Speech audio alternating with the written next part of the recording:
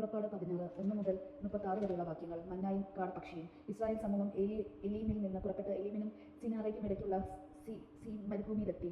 ഈജിപ്തിൽ നിന്ന് പുറപ്പെട്ടതിന്റെ 2-ാം മാസം 15-ാം ദിവസമായിരുന്നു അത്. മരുഭൂമിയിൽ വെച്ച് ഇസ്രായേൽ സമൂഹം ഒന്നടങ്കം മോശയ്ക്കും അഹരോനും എതിരായി പിറുപിറുത്തു. ഇസ്രായേൽക്കാർ അവരോട് പറഞ്ഞു, ഈജിപ്തിൽ ഇറച്ചി പാത്രത്തിനായി നടന്നിരുന്ന തൃപ്തിയോളം അപ്പം തിന്നുകൊണ്ടിരുന്നപ്പോൾ കർത്താവിന്റെ കരത്താൽ കൊല്ലപ്പെട്ടിരുന്നുവെങ്കിൽ എത്ര നന്നായിരുന്നു. എന്നാൽ സമൂഹം മുഴുവനെയും പട്ടിണിയും കൊല്ലാനായി തങ്ങളെ മരുഭൂമിയിലേക്ക് നിങ്ങൾ കൊണ്ടുവന്നിരിക്കുന്നു. കർത്താവ് മോശയോട് പറഞ്ഞു, ഞാൻ നിങ്ങൾക്കായി ആകാശത്തിൽ നിന്ന് അപ്പം വർഷിക്കും. ജനങ്ങൾ പുറത്തിറങ്ങി ഓരോ ദിവസത്തേക്കും ആവശ്യമുള്ളത് ശേഖരിക്കട്ടെ. അങ്ങനെ അവർ എൻ്റെ നിയമം അനുസരിച്ച് നടക്കുമോ ഇല്ലയോ എന്ന് ഞാൻ പരീക്ഷിക്കും.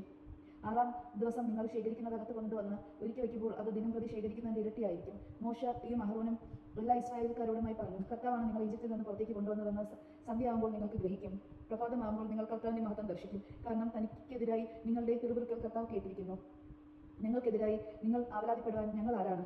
മോശ പറഞ്ഞു, നിങ്ങൾക്ക് ഭക്ഷിക്കാൻ വൈകുന്നേരം മാംസവും രാവിലെ വേണ്ടുവോളം അപ്പവും കർത്താവ് തരും. എന്തെന്നാൽ അവിടത്തേക്കെതിരായുള്ള നിങ്ങളുടെ ആവലാതികൾ അവിടുന്ന് കേട്ടിരിക്കുന്നു. ഞങ്ങൾ ആരാണ്? നിങ്ങളുടെ ആവലാതികൾ ഞങ്ങൾക്കെതിരായിട്ടല്ല, കർത്താവിനെതിരായിട്ടാണ്. അനന്തരം മോശ അഹരോനോട് പറഞ്ഞു, ഇസ്രായേൽ സമൂഹത്തോട് പറയുക, നിങ്ങൾ കർത്താവിന്റെ സന്നിധിയിലേക്ക് എടുത്തു വരുവിൻ. എന്തെന്നാൽ കർത്താവ് നിങ്ങളുടെ ആവലാതികൾ കേട്ടിരിക്കുന്നു. അഹരോൻ ഇസ്രായേൽ സമൂഹത്തോട് സംസാരിച്ചപ്പോൾ അവൻ മരുഭൂമിയിലേക്ക് നോക്കി. അപ്പോൾ കർത്താവിന്റെ മഹത്വം മേഘത്തിൽ പ്രത്യക്ഷപ്പെട്ടു. കർത്താവ് മോശയോട് അരുൾ ചെയ്തു, ഇസ്രായേൽക്കാരുടെ പരാതികൾ ഞാൻ കേട്ടു. അവരോട് പറയുക, സായങ്കാലത്ത് നിങ്ങൾ മാംസം ഭക്ഷിക്കും, പ്രഭാതത്തിൽ തൃപ്തിയാവോളം അപ്പവും.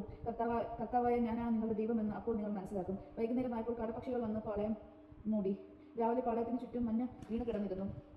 മഞ്ഞിടുകിയപ്പോൾ മരുഭൂമിയുടെ ഉപരിതലത്തിൽ പൊടിമഞ്ഞുപോലെ വെളുത്ത 2 ലോലമായ ഒരു വസ്തു കാണപ്പെട്ടു. ഇസ്രായേൽക്കാർ ഇത് കണ്ടപ്പോൾ പരസ്പരം ചോദിച്ചു, അതെന്താണെന്ന് അവർ അറിഞ്ഞിരുന്നില്ല. അപ്പോൾ മോശ അവരോട് പറഞ്ഞു, കർത്താവ് നിങ്ങൾക്ക് ഭക്ഷണമായി തന്നിരിക്കുന്ന അപ്പമാണിത്. കർത്താവ് കൽപ്പിച്ചിരിക്കുന്നത് ഇപ്രകാരമാണ്, ഓരോരുത്തരും തന്റെ കൂടാരത്തിലുള്ള ആളുകളുടെ എണ്ണം അനുസരിച്ച് അളന്ന ഒരു ഓമർ വീതം ശേഖരിക്കട്ടെ. ഇസ്രായേൽക്കാർ അപ്രകാരം ചെയ്തു. ചിലർ കൂടുതലും ചിലർ കുറവും ശേഖരിച്ചു. പിന്നീട് ഒമർ കൊണ്ട് അളന്നു നോക്കിയപ്പോൾ കൂടുതൽ ശേഖരിച്ചവർക്ക് കൂടുതലോ കുറവ് ശേഖരിച്ചവർക്ക് കുറവോ ഉണ്ടായിരുന്നില്ല.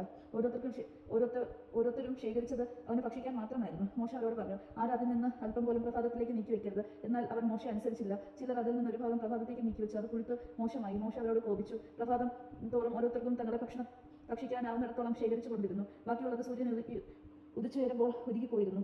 6 ദിവസം ഒരാൾക്ക് 2 ഒമർ വീതം ഇരട്ടിയായി അപ്പം അവർ ശേഖരിച്ചു.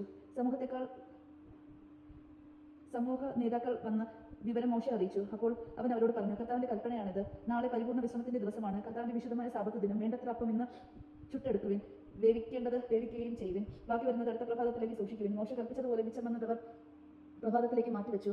അത് ചീത്തയായി പോയില്ല, അതിൽ പുഴുക്കൾ ഉണ്ടായതുമില്ല. മോശ പറഞ്ഞു, ഇന്ന് കർത്താവിന്റെ വിശ്രമ ദിനമാകിയാൽ നിങ്ങൾ അത് ഭക്ഷിച്ചുകൊള്ളുവിൻ. പാളയത്തിന് വെളിയിൽ ഇന്ന് അപ്പം കാണുകയില്ല.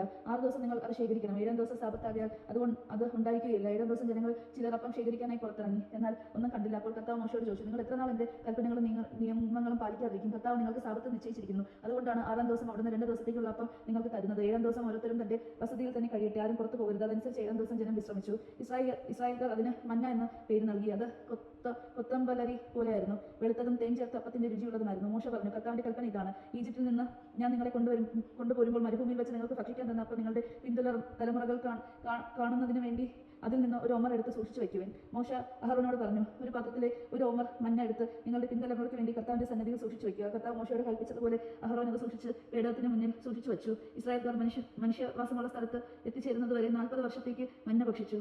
കാനാൻ ദേശത്തിന്റെ അതിർത്തിയിൽ എത്തുന്നതുവരെ മഞ്ഞയാണ് അവർ ഭക്ഷിച്ചത്. ഒരു ഒമർ ഒരു എഫായുടെ 10-1. ദൈവജനമാണ് നാം കേട്ടത്. നമുക്ക് ദൈവത്തെ സ്തുതിക്കാം. ക്രിസ്തു അങ്ങേക്ക് സ്തുതി.